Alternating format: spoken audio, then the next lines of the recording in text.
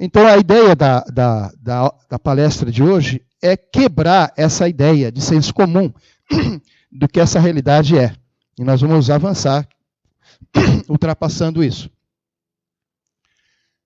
Então, aqui, os 3 modos da natureza material. Alguém já ouviu falar sobre os 3 modos da natureza, sobre os gunas? Aqui, levanta a mão, por favor. Deuses hindus, né? Os deuses, como se fosse o Pai, o Filho, o Espírito Santo. Não. Não é o Deus. É Deus, não. Nós vamos explicar isso daqui a pouco.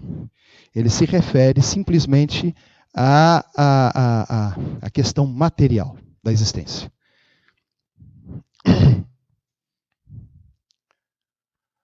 Gunas. Né? As Sagradas Escrituras Védicas nos revelam a existência de 3 tipos de gunas na natureza material. Tamaguna, o modo da ignorância, Rajaguna, o modo da paixão, e Sattva-guna, o modo da bondade. Tudo que existe dentro da natureza material é resultado desses 3 modos que interagem entre si. Então, dentro do conhecimento védico, essas 3 gunas, essas 3 qualidades da, energia, da existência material, ela vai se interagir e vai criar e vai produzir o universo que nós vivemos. A Tamaguna, né, é chamado de modo da ignorância. Rajaguna, modo da paixão. Né, e Sattva-guna, modo da bondade. Vejamos o que alguns versos dos sagrados textos védicos dizem a respeito. A natureza material consiste em 3 modos: bondade, paixão e ignorância. Ao entrar em contato com a natureza, ó Arjuna de braços poderosos, a entidade viva eterna é condicionada por esses modos. Isso está no Bhagavad Gita, capítulo 14, verso 5. Esta minha energia divina, que consiste nos 3 modos da energia material, é difícil de superar. Mas aqueles que se rendem a mim podem facilmente atravessá-la. Bhagavad Gita 7,14. Isso é Krishna falando, né? Para Arjuna. Aqui, né, no planeta Terra, ou entre os semideuses, nos sistemas planetários superiores, não existe ser algum que esteja livre das 3 influências da natureza material. Bhagavad Gita 18,40. Desta maneira, ao compreender esta filosofia que trata da natureza material, da entidade viva e da interação das influências da natureza, o ser vivo com certeza alcançará a liberação. O ser vivo supremo, sob seu aspecto de encarnação purusha, transcendental, que é a expansão plenária do Senhor, fecunda a natureza material dos 3 modos ou 3 influências, sattva, rajas e tamas, e assim pela influência do tempo eterno, as entidades vivas aparecem. Srimad Bhagavatam 3.5.26. Srimad Bhagavatam é o Bhagavata Purana. Srimad Bhagavatam. Influenciada pelas interações do tempo eterno, manifestou-se a suprema soma total da matéria, chamada Mahatattva, e neste Mahatattva a bondade imaculada, o Senhor Supremo, semeou as sementes da manifestação material geradas em seu próprio corpo. Srimad Bhagavatam 3.5.27. E por último aqui, Prabhupada, que é o nosso guru que fundou a ISKCON, a Sociedade Internacional para a Consciência de Krishna, no Ocidente, ele fala, né, que no chamado Bhagavatam, a suprema personalidade de Deus Vishnu reside dentro do mundo material como Sattva-guna Avatara. O Senhor Shiva é Tamaguna Avatara e o Senhor Brahma é Rajaguna. Existe Purusha Avatara, que é o Mahavishnu. E veja bem, avatares só existe no mundo material. Então, no Mahavishnu é que surgem os universos, os Big Bangs. Infinitos Big Bangs, que surgem e desaparecem, eles surgem de Mahavishnu. Né? Então, esse é um Purusha Avatara. Mahavishnu é um Purusha Avatara. Depois você tem os Guna Avataras, né? Que são os avataras que você lembra que no começo tinha a foto de 3 entidades, Brahma, Vishnu, Shiva? Guna Avataras. Guna Avataras. Depois você tem os Manvantara Avataras, que são os avataras que dão origem às raças. São avataras de Deus também. Depois você tem os Lila Avataras, que são as encarnações que precisam surgir para que Deus possa fazer os seus passatempos aqui na Terra. Então, por exemplo, Ramachandra, Shri Rama, o pessoal conhece como Rama. Ramachandra é um Lila Avatara, né? Nishinhadeva, né? Vamanadeva, Matsya, são todos, e vários outros, são Lila Avataras. Estou dando exemplos. Depois dos Lila Avataras, você tem ainda os Yuga. Existem 4 Yugas. Né? De uma Yuga para outra, sempre surge um avatar de Deus que faz essa transição. Então, por exemplo, nós estamos, acho que no ano 5118 da Era de Kali, se não me falhe a memória. 18 ou 19, não estou bem lembrado agora. A Kali Yuga começou exatamente a esse tempo. E em que momento que ela começa? Quando Krishna deixa o planeta. Exatamente no momento em que Krishna deixa o planeta, começa essa era. E no final da Era de Kali, né, virá um outro Yuga Avatara, que é Kalki. Né? E aí ele starta uma nova era. Então, toda vez que tem uma passagem de uma era para outra, surge uma encarnação de Deus responsável por isso. Chaitanya Mahaprabhu.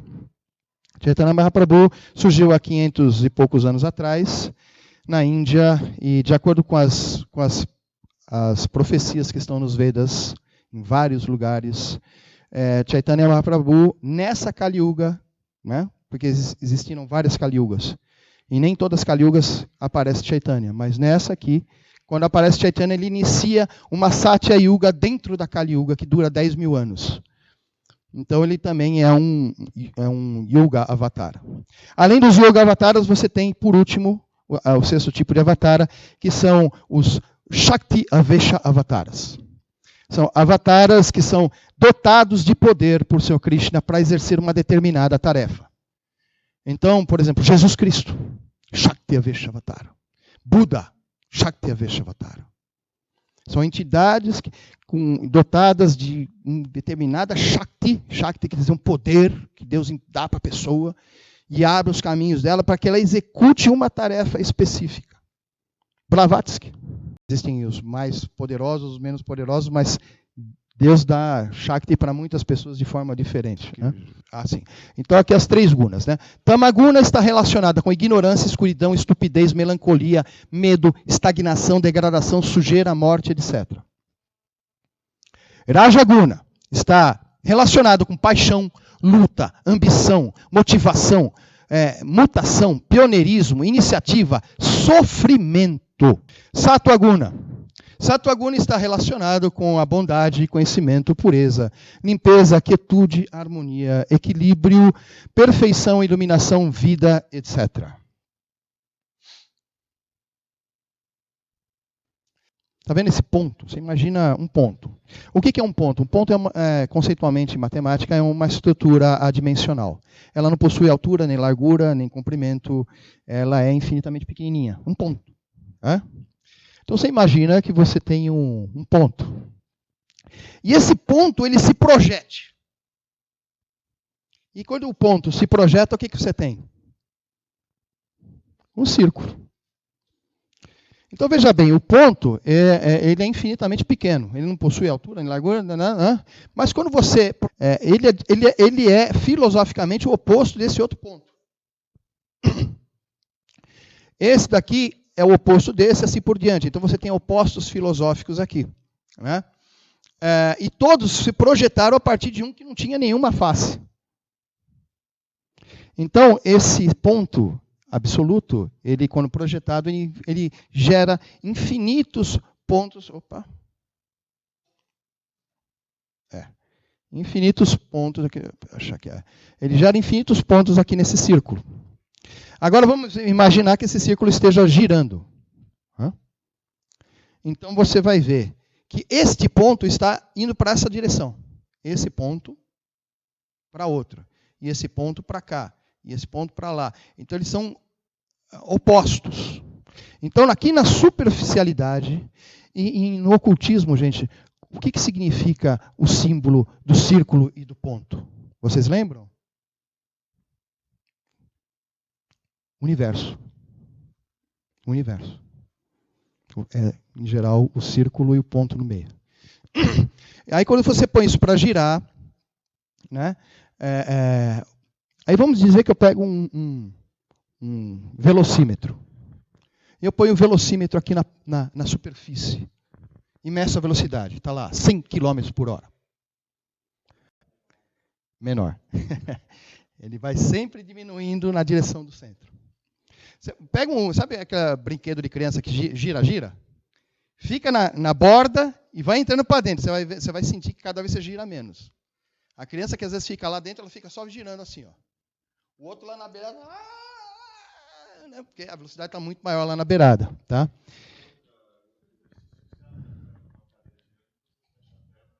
Sim, é muito interessante. Você pega uma cadeira giratória, fica com a perna encolhida, né? Depois você abre, você vai sentir que a força na periferia do seu pé vai ser bem maior do que aqui no centro. Bom, então eu pego o velocímetro, vou medindo a velocidade e vou vendo que a velocidade vai diminuindo. Ela vai diminuindo, e aqui no centro? 0. O centro não gira. Sim, o círculo você pode girar para um lado, girar para o outro. O ponto central não se mexe. Então isso é uma analogia de que Deus, quando Ele projeta e forma o universo material, todas as polaridades, os polos, mais, menos, né? Masculino, feminino, claro, escuro, que existe na materialidade, Ele mesmo, apesar de ter projetado, Ele não se contamina com isso. Essa é a analogia. E o que acontece? Matematicamente falando, né? Como é que chama o nome desse instituto? Pitágoras, né? Que bom, né? Que bom, porque vamos falar de matemática, então. Né? Qual que é então, a função do círculo, que tipo de curva que ela gera? Uma senoide. Então, quando eu começo a querer desenhar a curva desse círculo, eu vou ter uma senoide, né? Que é a curva do círculo. E daí? O que tem isso aí? Vamos ver agora.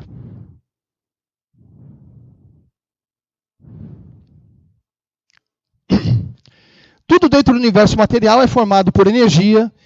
A energia ou está na forma radiante ou está na forma condensada de matéria.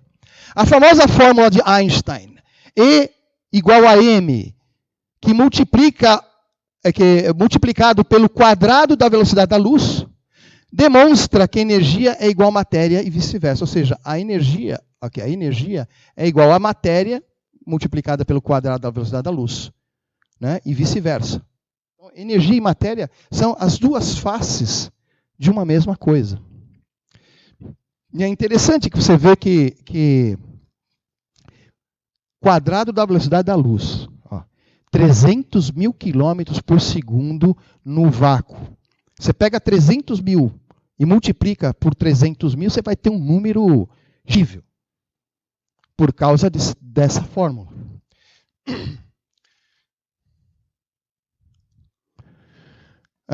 O gráfico de uma onda senoide padrão arquetípica, né?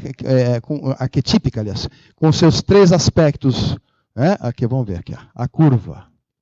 Então aqui está a senoide, que corresponde àquele círculo. Sabe o círculo que você tem Deus que projeta a materialidade na sua superfície. Então o que acontece? Então você tem lá, isso aqui é a senoide. Né? Inclusive, se você pegar essa parte de cima, jogar para cá, você tem um círculo de novo. Entende?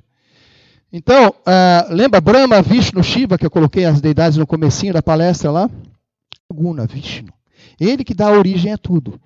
Na linguagem florida dos Vedas, está escrito que Brahma surge do umbigo de Vishnu. O umbigo é o meio do corpo. Aqui você tem o mais infinito, menos infinito, mais infinito, menos infinito. Onde que é o umbigo? O meio do corpo. Do umbigo de Vishnu nasce Brahma, que é o Criador. Aí ele cria. Aqui já tem 50% das coisas criadas. Aí não precisa criar tanto. Ele vai diminuindo a criação até que criou tudo. E aí você tem a fase negativa, que é de Shiva. e Shiva é o destruidor. Ele destrói, destrói, destrói, até a hora que ele para de destruir. E você imagina que tem uma corda e você faz a onda. A onda surgiu da onde? Da corda. Na verdade, é apenas a corda. São dois aspectos diferentes, uma fase. Então, Brahma e Shiva surgem de onde? De Vishnu. Então, do umbigo, de acordo com as escrituras védicas, do umbigo de Vishnu sai Brahma, e do olho de Brahma sai Shiva. Vocês já viram isso? É uma outra forma de se abordar essa mesma realidade. Exatamente, o Yin e o Yang.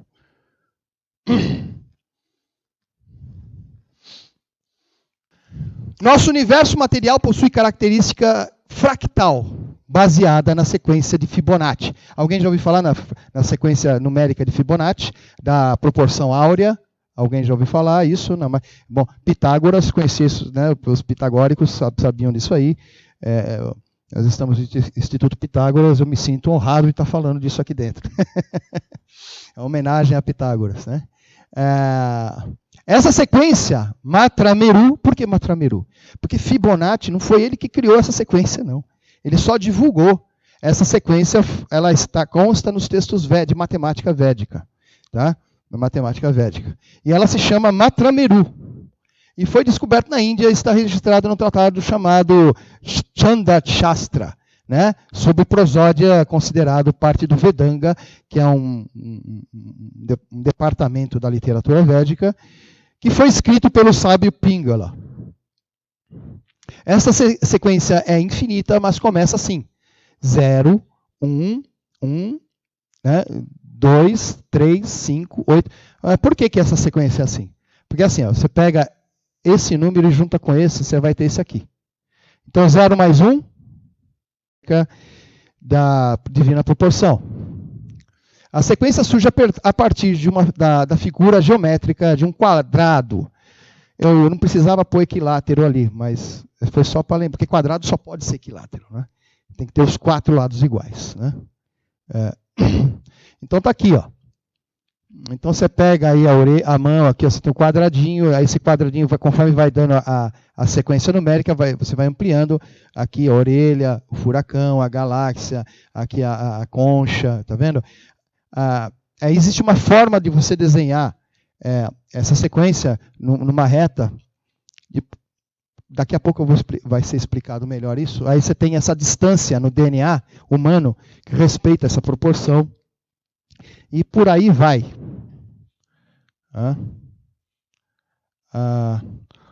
Esse quadrado perfeito surge a partir das 4 fases das 3 gunas. Então você tem aqui, né? Sattvaguna, Rajaguna, Tamaguna. Lembra que isso aqui é um círculo, né? Então imagina que isso aqui é um círculo, não, é um disco. É um disco. E se ele sendo um disco, ele tem infinitas trilhas aqui. Então vamos dizer que eu pego uma trilha, tá vendo daqui? Eu pego essa trilha, estico ela aqui, ó. Pego essa trilha, estico ela ali. Aí eu vou fazendo isso sequencialmente com todas as trilhas. Entendeu? Então você forma o quadrado que dá a origem. 3 minutos. Tem que ser aí. Agora eu vou passar um vídeo para vocês entenderem melhor.